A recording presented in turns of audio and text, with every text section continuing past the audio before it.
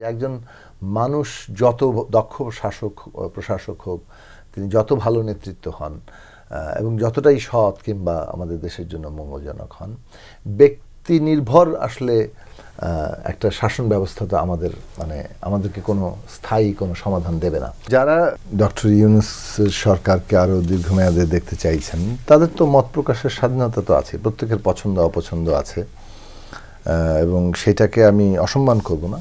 মানুষ দেখতে চাইছে, কিন্তু একটা জিনিসের পদ্ধতিগত জায়গাটা কি, সেই প্রশ্নটা তো তোলা দরকার।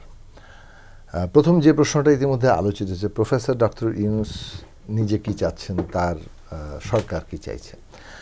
যদিও ডক্টর জাহিদুর রহমান বললেন যে অনেকগুলো ইঙ্গিত অনেকেই দেখতে পাচ্ছেন যে সরকারের দিক থেকেও বোধহয় এই ধরনের ধারণাকে নানাভাবে প্যাট্রোনাইজ করা হচ্ছে।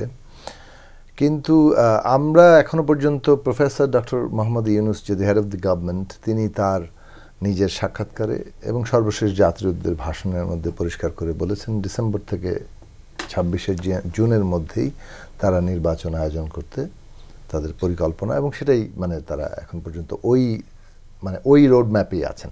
হয়তো রোড ম্যাপকে রাজনৈতিক দলগুলো আরও সুনির্দিষ্ট করে চাইছে, কিন্তু একটা রোড ম্যাপ কিন্তু অলরেডি ডিক্লেয়ার করা হয়েছে।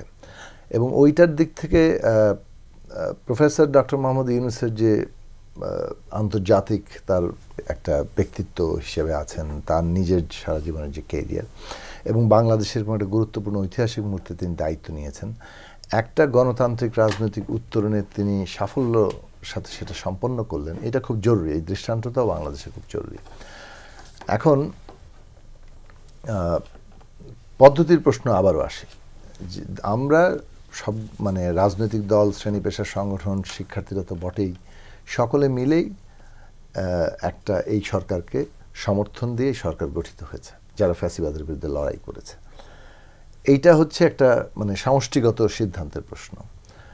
সরকার যদিও একটা লিগ্যাল বৈধতা নিয়েছে সুপ্রিম কোর্টের মাধ্যমে, সেটা তো আছেই, কিন্তু এই যে জনগণের দিক থেকে তার যে বৈধতা, সেটাই সবচেয়ে গুরুত্বপূর্ণ ভিত্তি।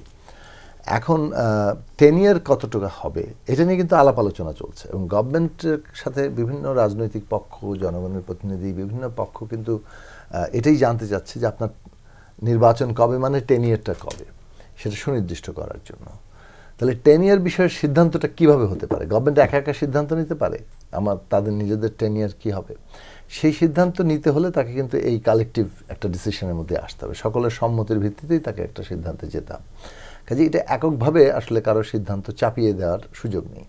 আর দ্বিতীয় বিষয়টা মোটামুটি আমি একটা জায়গায় একমত, যে একজন মানুষ যত দক্ষ শাসক প্রশাসক হোক, তিনি যত ভালো নেতৃত্ব হন এবং যতটাই সৎ কিংবা আমাদের দেশের জন্য মঙ্গলজনক হন, ব্যক্তি নির্ভর আসলে একটা শাসন ব্যবস্থা তো আমাদেরকে কোনো স্থায়ী কোনো সমাধান দেবে না।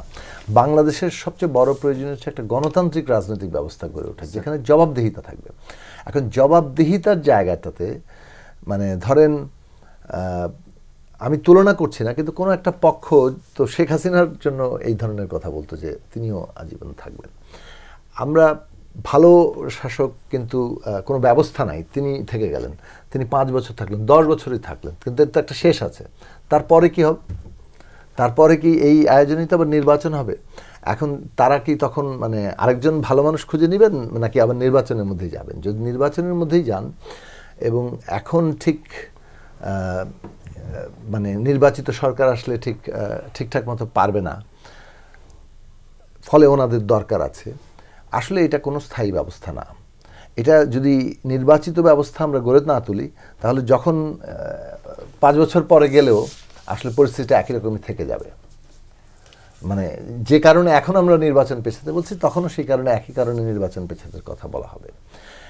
কাজেই আমাদের মূল মনোযোগ দেওয়া দরকার যে আমরা আসলে একটা গণতান্ত্রিক ব্যবস্থা গড়ে তুলতে পারছি কিনা, সেইটার ব্যাপারে সংস্কারটা খুব জরুরি। সংস্কার এবং নির্বাচন কোনো পরস্পর বিরোধী ব্যাপার নয়, এটা একসাথে চলবে এবং এটা পরস্পর খুবই সম্পর্কিত ব্যাপার।